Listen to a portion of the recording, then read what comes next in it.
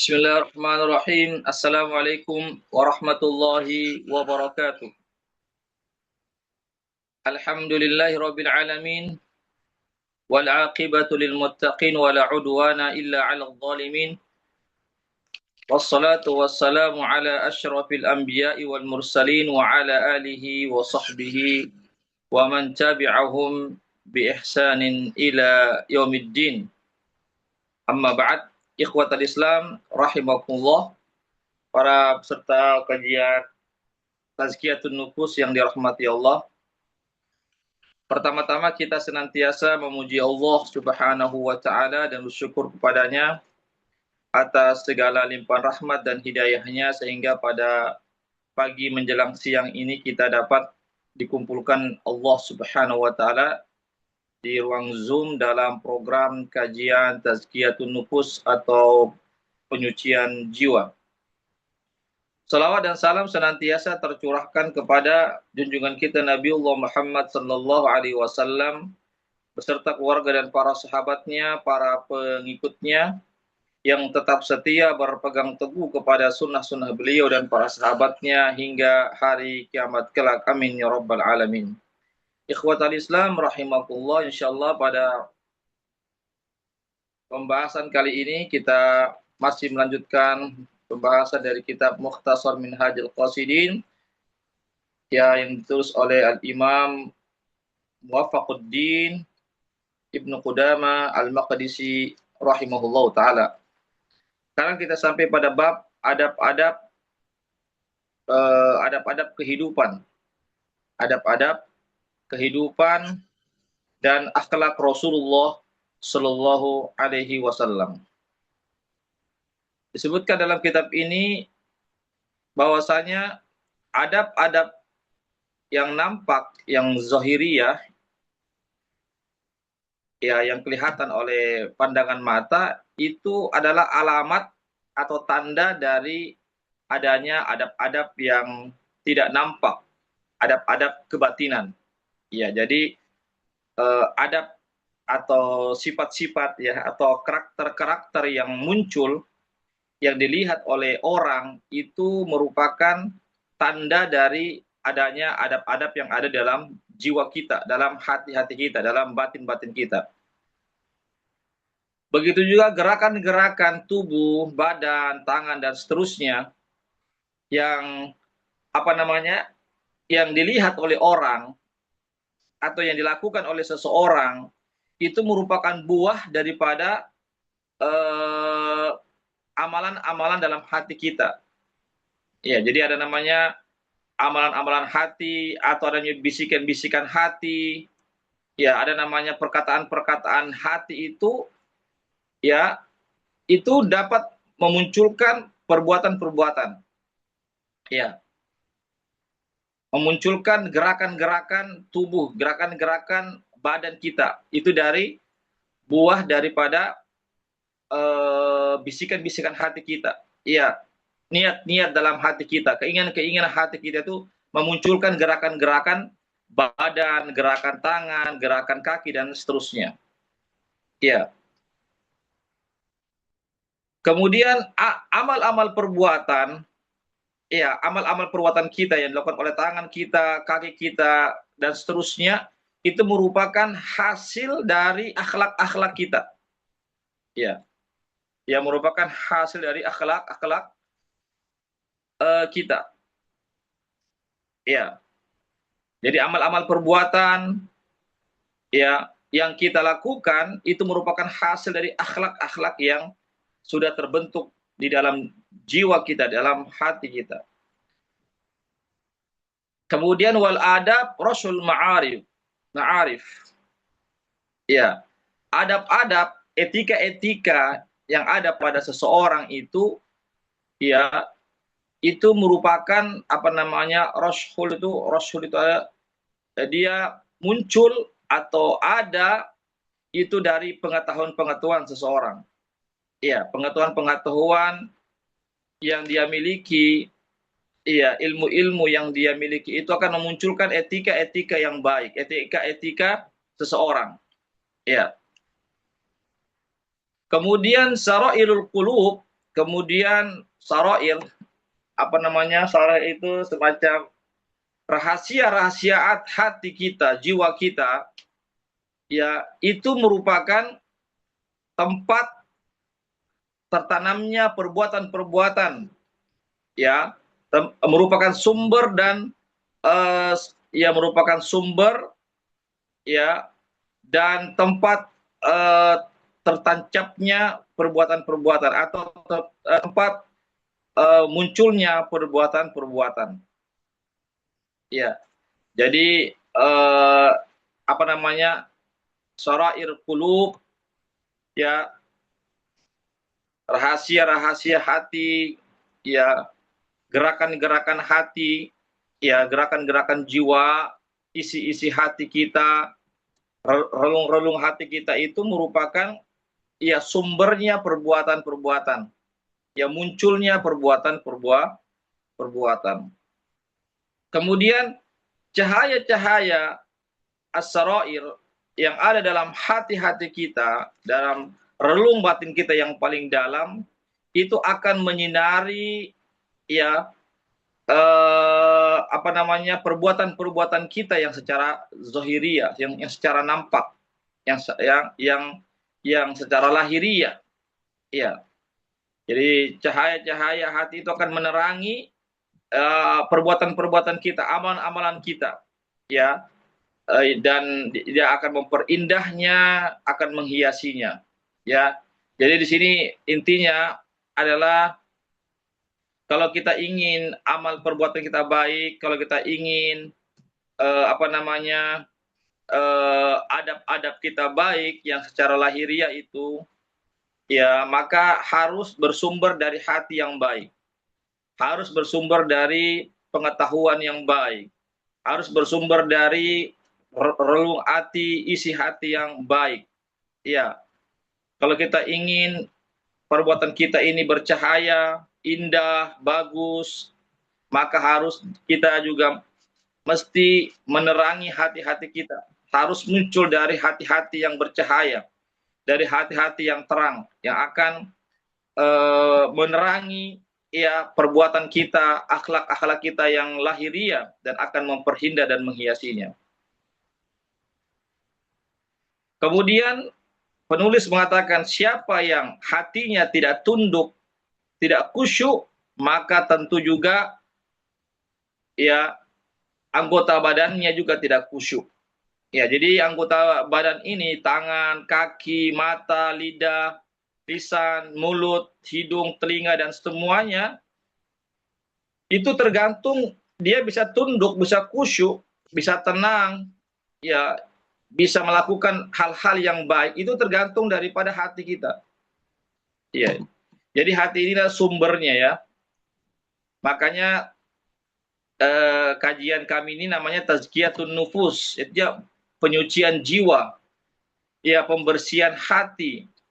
Karena kalau hati kita bersih, hati kita ini suci, baik, bersinar, bercahaya, maka akan menerangi perbuatan kita. Ya, akan akan menghiasi akhlak-akhlak kita yang secara nampak yang dilihat oleh orang. Itu bersumber dari hati yang bersih, bersumber dari jiwa yang bersih. Ya, oleh karena itulah siapa yang hatinya tidak bersih, hatinya tidak tunduk kepada Allah, hatinya tidak takut kepada Allah, maka anggota tubuhnya juga tidak akan takut kepada Allah. Artinya anggota tubuhnya akan dipakai dalam rangka bermaksiat kepada Allah, melakukan hal-hal yang jauh dari tuntunan Allah dan Rasulnya. Ya, jadi anggota tubuh kita, tangan, kaki ini ibaratnya sebagai anak buah saja, ya. Ya, anak buahnya saja. Dia sebagai pesuruh-pesuruh saja. Sedangkan hati-hati kita ini ibarat raja-raja, pemimpin-pemimpin yang memerintahkan anggota tubuh kita untuk bergerak, untuk melangkah, untuk berucap, dan seterusnya. Ya. Kemudian, ya, dan siapa yang di dadanya itu belum ada, ya, di hatinya, di jiwanya itu tidak ada lentera-lentera cahaya Allah Subhanahu wa taala, maka dia akan tidak bisa memberikan penerangan kepada ya akhlak ya apa namanya ya, maka tidak akan muncul darinya akhlak-akhlak kenabian yang indah. Ya, kenapa? Karena jiwanya, hatinya itu ya belum menjadi lentera-lentera ya, menjadi lentera-lentera cahaya ilahiyah, maka tidak bisa menerangi perbuatannya. Ya, jika hati ini sudah menjadi ada lentera-lentera cahaya ya ilahiyah, cahaya ketuhanan dalam diri kita, maka akan muncul keindahan akhlak-akhlak kenabian ya yang ada pada diri kita. Ini ikhwatul Islam azakullah ya, ya bahasa penulis ini ya cukup tinggi juga ya. Tapi sekali lagi intinya adalah pentingnya kita terus bagaimana menjaga hati kita.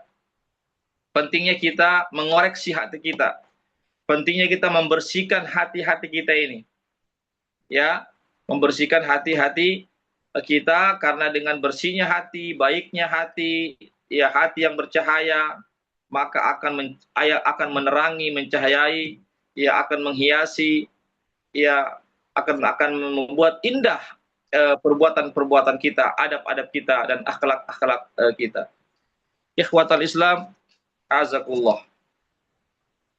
Ya. Insyaallah pada pertemuan ini kita akan menyebutkan tentang bagaimana akhlak Rasulullah Shallallahu Alaihi Wasallam. Ya, jadi tidak perlu lagi diragukan ya, kalau kita berbicara siapa akhlak ya manusia yang paling tinggi, yang paling mulia, yang paling indah, yang paling baik, ya adalah akhlak Rasulullah Shallallahu Alaihi Wasallam. Ya, karena apa? Karena beliau akhlak beliau itu keluar ya atau menjadi indah, menjadi bagus itu karena bersumber dari hati yang bagus, hati yang khusyuk, hati yang tunduk, jiwa yang taat kepada Allah Subhanahu wa taala. Suatu ketika Aisyah, istri beliau, Ummul Mukminin radhiyallahu anha, pernah ditanya tentang bagaimana akhlak Rasulullah sallallahu alaihi wasallam, maka beliau mengatakan kana khuluquhu al-Qur'an. Ya, bahwasanya akhlak beliau adalah Al-Qur'an. Ya, akhlak beliau adalah Al-Qur'an. Maksudnya Al-Qur'an bahwasanya akhlak beliau itu sesuai dengan tuntunan Al-Qur'an. Sesuai dengan tuntunan Al-Qur'an. Ya, yaitu apa? Yaitu beliau menjalankan perintah-perintah Allah dan meninggalkan larangan-larangan Allah Subhanahu wa taala. Ya, itulah akhlak Rasulullah Shallallahu Alaihi Wasallam. Oleh karena itu beliau marah ya semata-mata karena Allah, bukan karena pribadi beliau. Beliau juga ridho, juga menerima, senang itu juga karena Allah Subhanahu wa taala senang kepada hal tersebut. Ya. Ini ikhwatul Islam, a'azakumullah. Ya.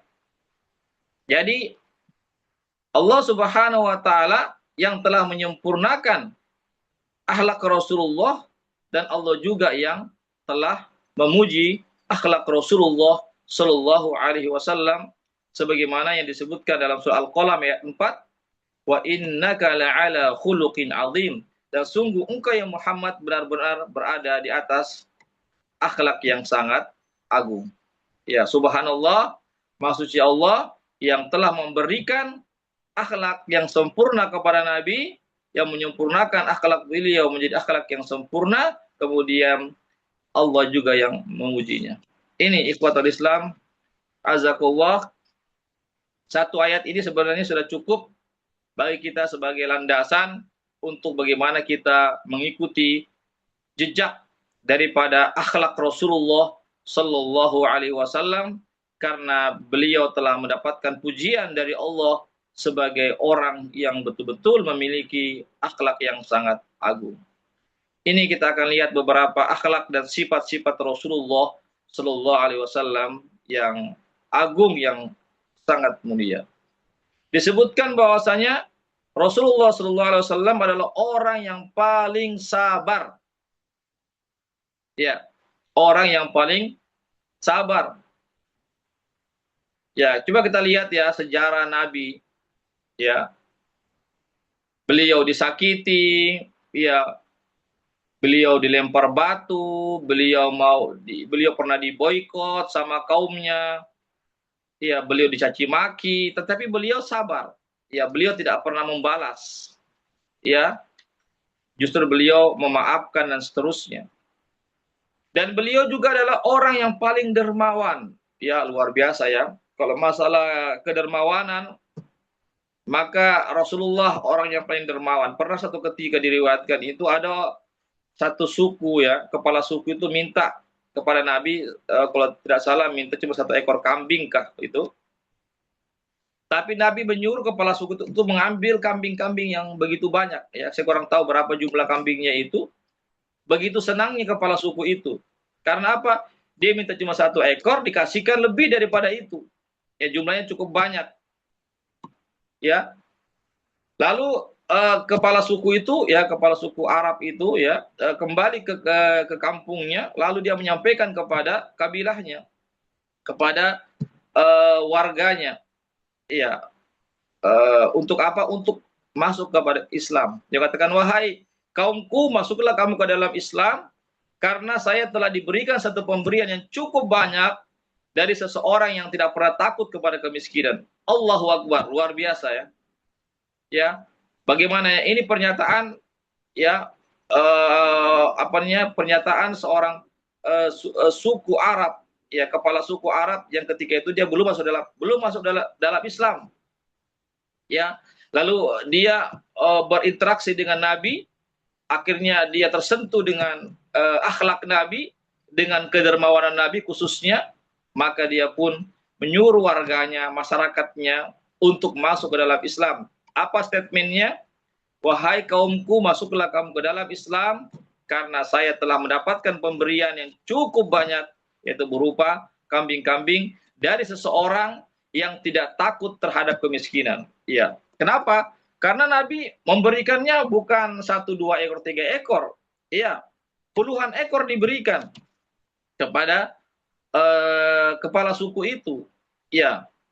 Ini menunjukkan bahwa Nabi itu tidak takut kepada kemiskinan selama beliau bersedekah di jalan Allah, berinfak karena mencari ridho Allah, maka Nabi yakin Allah tidak akan membuat Rasulullah itu menjadi sengsara hidupnya.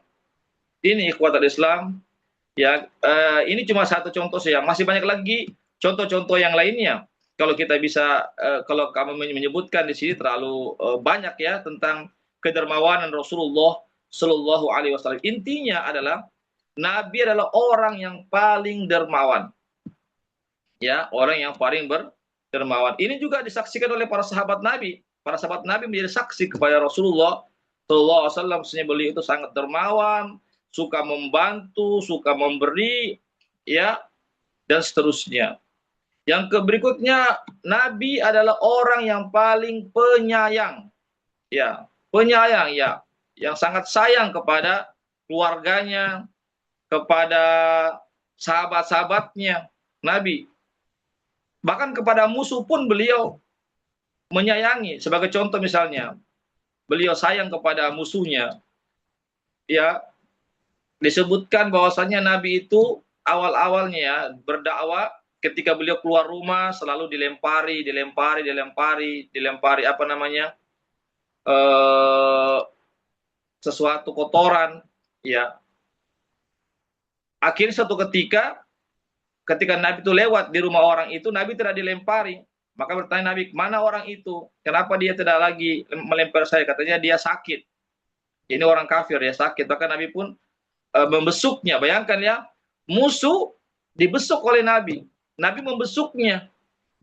Ya, akhirnya musuhnya pun tertarik dengan akhlak Nabi.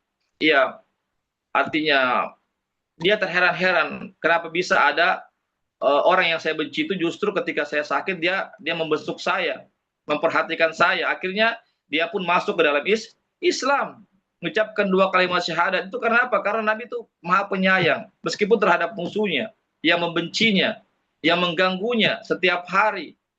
Ya, tetapi Nabi terus ya bagaimana orang tersebut ya bisa masuk ke dalam Islam. Inilah apatah lagi dengan sesama umat muslim. Sesama umat muslim itu Nabi lebih sayang lagi. Iya.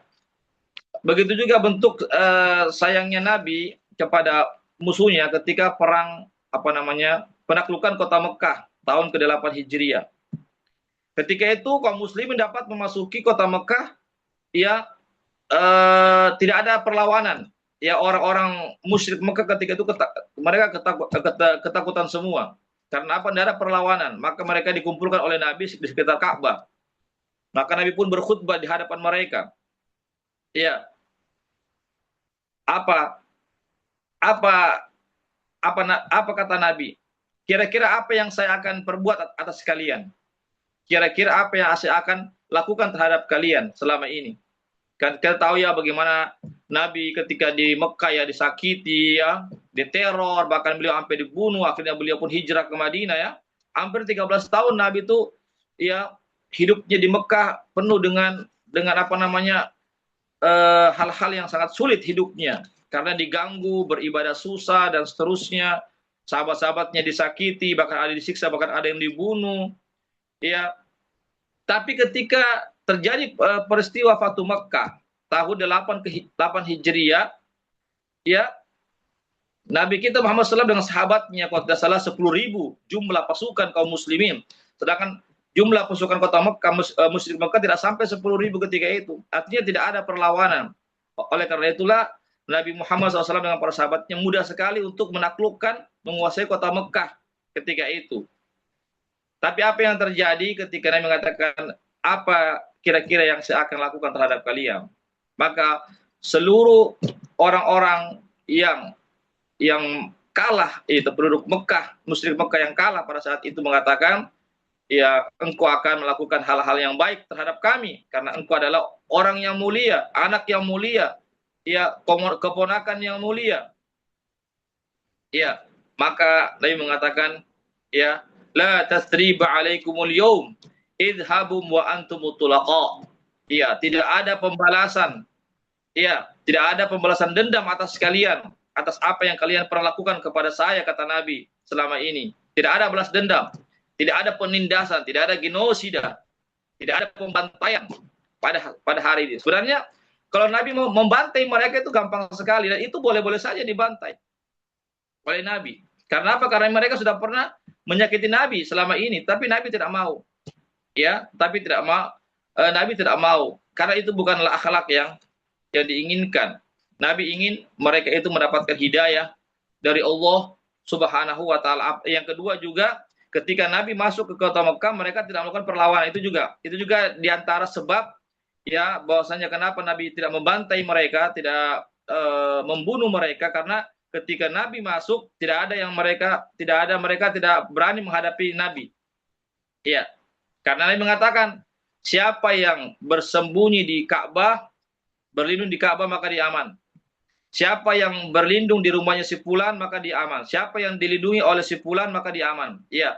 Maka tidak ada yang berani menghadapi Nabi dan sahabatnya pada saat itu. Berarti tidak ada perlawanan. Ya. Itu juga barangkali diantaranya Nabi memaafkan mereka karena mereka tidak melakukan perlawanan. Ya. Ya, artinya mereka merasa kalah. Ya, beda dengan kalau orang yang menghadapi Nabi dengan kekerasan, ya pasti Nabi harus juga hadapi dengan kekerasan karena mereka yang mendahului dan seterusnya. Tapi tidak ada yang menyerang Nabi pada saat itu, mereka semua menyerah semua.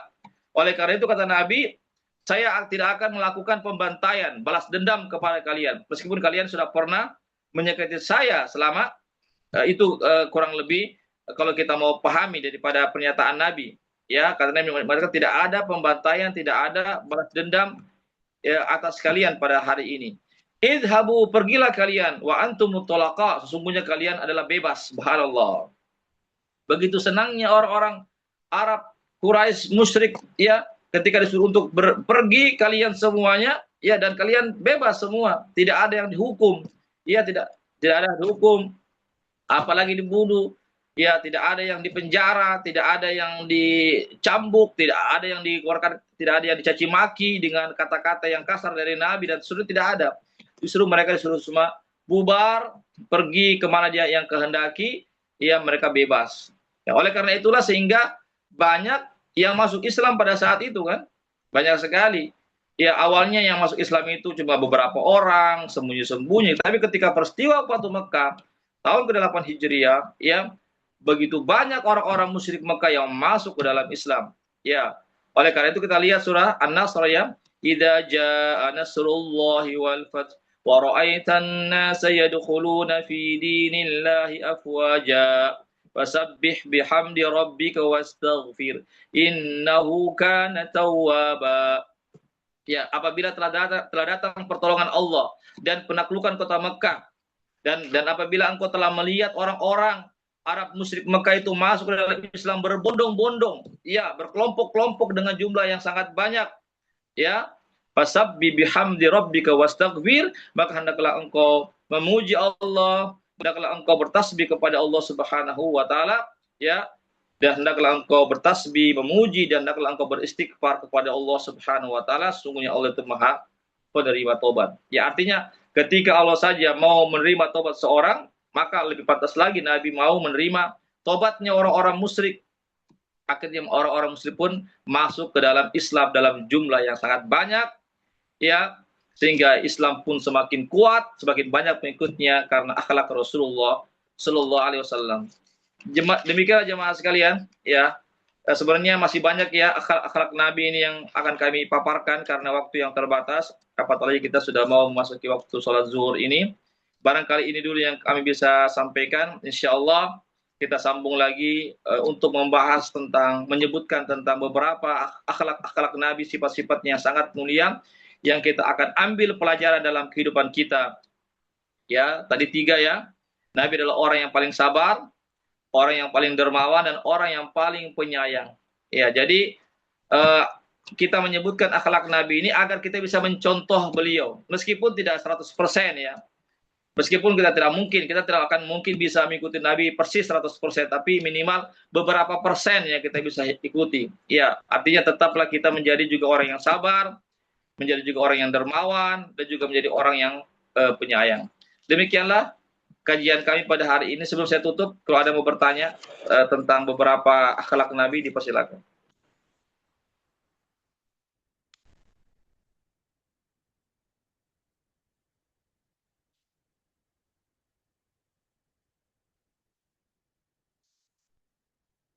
Baik, kalau tidak ada pertanyaan, mudah-mudahan bisa dipahami semua apa yang bisa kami sampaikan. Mudah-mudahan kita semua menjadi orang-orang yang senantiasa membersihkan hati kita, senantiasa hati kita khusyuk, tunduk kepada Allah, pada aturan Allah, sehingga akan menerangi perbuatan-perbuatan kita dalam kehidupan sehari-hari kita, akhlak kita menjadi baik, sehingga kita pun bisa mencontoh akhlak Rasulullah Sallallahu Alaihi Wasallam. Demikianlah apa yang saya sampaikan. Demikianlah kami tutup. Wabillahi taufiq wa hidayah. Assalamualaikum warahmatullahi wabarakatuh.